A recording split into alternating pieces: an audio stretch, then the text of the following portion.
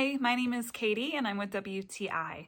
I don't consider myself a prepper, but I definitely like for my family to be prepared for emergency situations.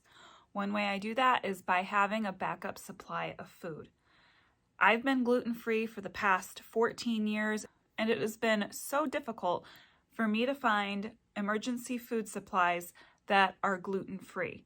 So I was really pleased to come across this company, Northwest Fork.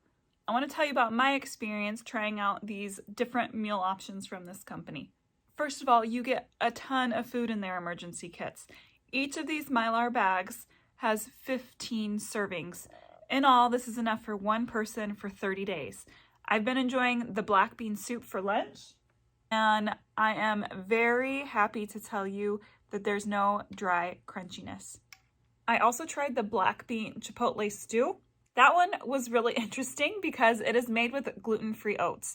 Black beans and oats are not a combination that I have ever tried, but it is seasoned so well with the chipotle seasoning that you can't actually tell that you're eating oats.